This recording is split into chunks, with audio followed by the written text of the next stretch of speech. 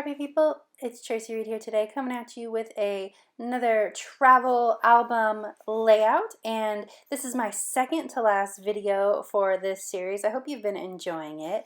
And today I have a 6x8 photo and a 4x6 photo and then a little flap of photos that I'm adding to this layout. So what I had was two photos of Patrick and I from the same day / event, plus I had a little story about my sister's dogs that I needed to include in the album, but I really had no place for. So what I ended up doing, or what I decided to do, was to add the photo of the dogs and the two pictures of Patrick and I as a little flap fold out thing.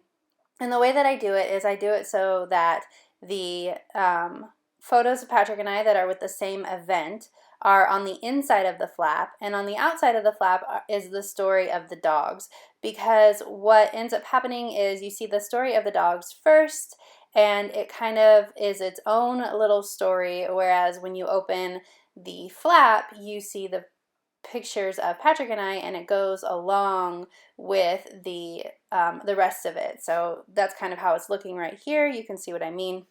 Anyway, I am backing this photo of my sisters and I with a pink sort of background paper. I decided to go super pink with this layout, pink and black.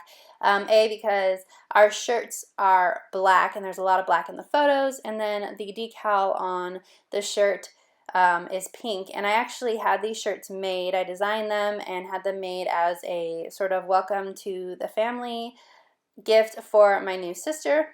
They say favorite daughter, and I thought it was, or it's kind of an inside joke for our family, but also I thought it was kind of funny that we are all wearing shirts that said favorite daughter this was sort of a wedding reception after the wedding that my dad held for people who couldn't come to the wedding.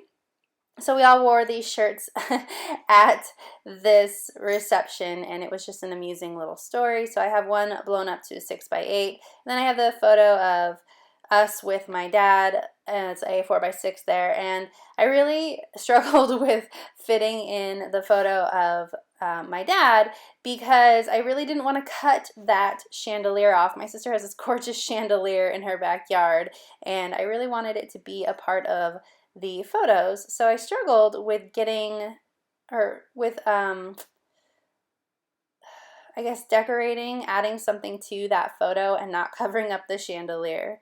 I'm using some Vicky Bouton die cuts, that's what the florals are, with these black handwritten die cuts that I had from an old Cocoa Daisy collection, I think maybe just last month's collection, I'm not sure, that I had never used because they're very, very bold, and I thought that they worked well with this photo, or this set of photos, but I was really struggling to make them work with other photos, so they worked here, which was good.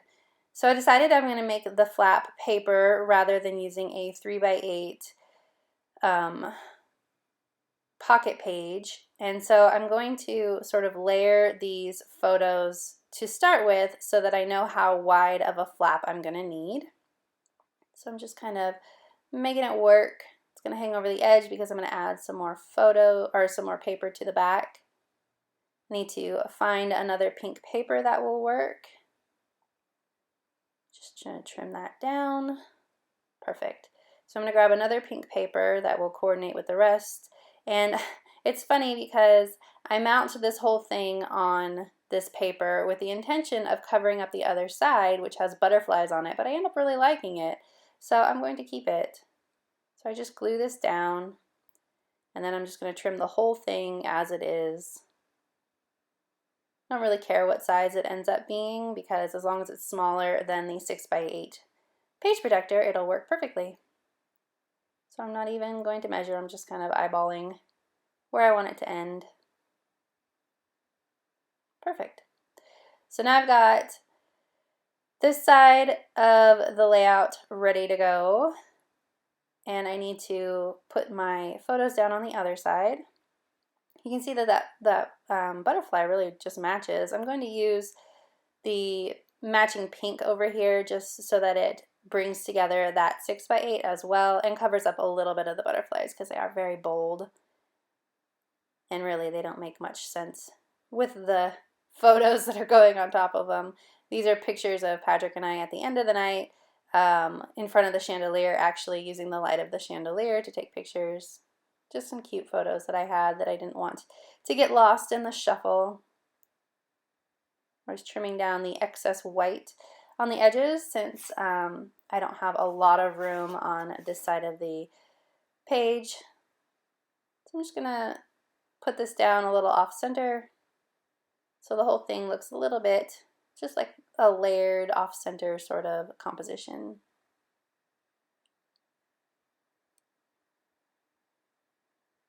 Initially it was going to really tilt them, but I decided to keep them straight instead.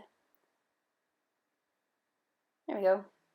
So now I'm going to struggle adding something here because I don't have a lot of room. I really love that love, love, love and the good stuff, but man, it covered up way too much of the photos.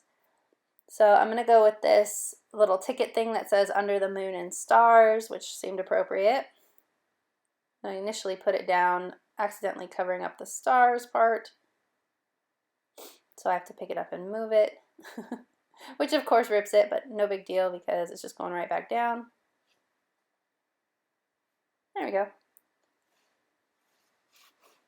I'm going to kind of bounce around on these layouts, try and work them all together.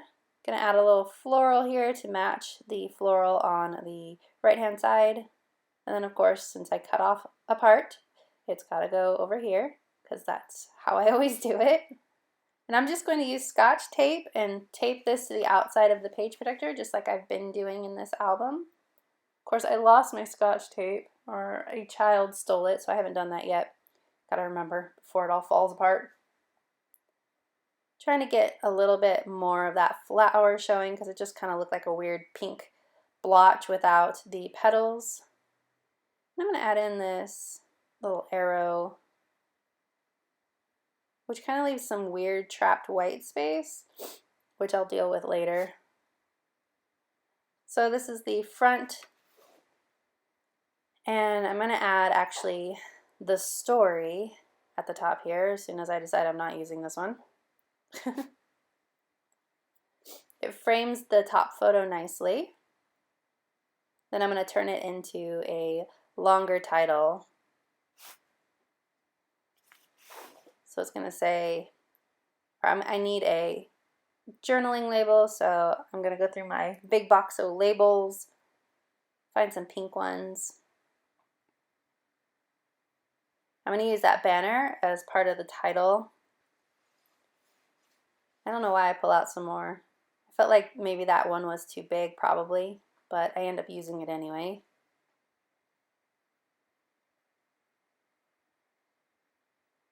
Not going to use any of those.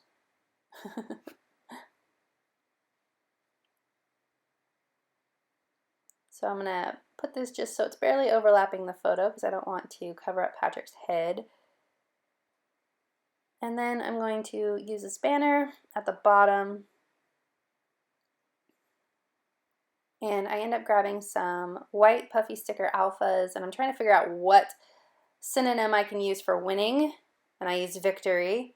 And I'm going to add an O and an F. So it's going to say the story of victory. My sister's dogs, the black dog is a puppy still, and he's very, very shy. He's the biggest fraidy cat I ever met in my whole life. And it took an entire week for him to warm up to us, even though we were staying there. And then the other dog, he's just a yippy yappy one, and it took a while for him to stop yipping and yapping at us every time we walked in the house too. So the little story is about how they finally warmed up to us, and it felt like a victory. So now I need to figure out something to go on this photo, and I'm still not there. But I do need to create a little title page on the vellum here, so I'm going to pull out my labels again. And I grab a black chalkboard tag, and I'm going to use this black chalkboard tag plus this pink label. And I'm going to create a little cluster to just add some journaling about the shirt on. Wanted to bring in a little bit of black to this bottom card as well. Not too much though, just a little. I'm going to use this little floral as a frame for the cluster. And I didn't like what the label said, which is life is good because of, which didn't really like apply to the story I was telling. So I need to figure out something to cover that up. I auditioned a couple of things. That was a big flower that was not going to work. So I go and I look in my stash and come back with this little label that says beautiful. And I initially was going to cover up the whole thing just and have it say beautiful, but I didn't like the way that that played with that black tag in the background. So what I'm going to do is I'm going to trim it down. See, I'm trying to mitigate their overlapping of each other. I'm going to trim this black beautiful down, maybe, after I add sticky stuff. And I actually end up offsetting it so that it says life is beautiful. And I think that that helped with the overlapping black parts of the tag and the beautiful, and also made a little bit more sense. Life is beautiful. So I decided to pull in some enamel dots, and these are old Cocoa Daisy enamel dots, and they're pink, and they were perfect. I'm just going to add some to this 6x8 photo because I don't want to over embellish the 6x8 photo, but I do want to add a little bit of bling to it, just for fun. I do this often, framing the subject of a photo with enamel dots, almost like a photo corner effect.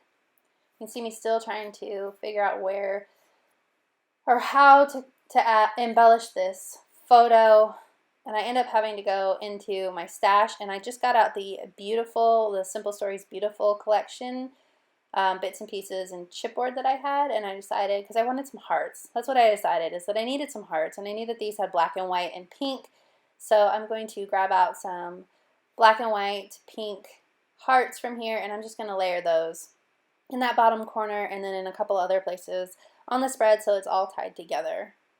Looking through, trying to find something for a few different photos. I thought about that ampersand, but it was too big too. I just did not have enough space on that corner. Trying to figure out where else to add some hearts.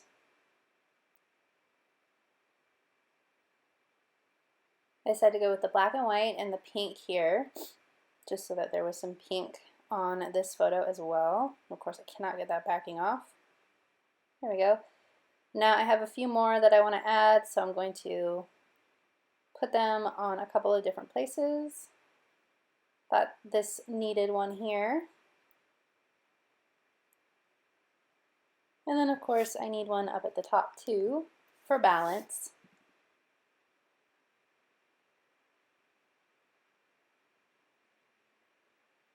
One there, and then I decide to add some more enamel dots, and then I'm going to flip over this little flappy thing and add actually a green heart to the other side because there's a little bit of green in that mason jar on the 6x8 photo, and I wanted to bring that in as well.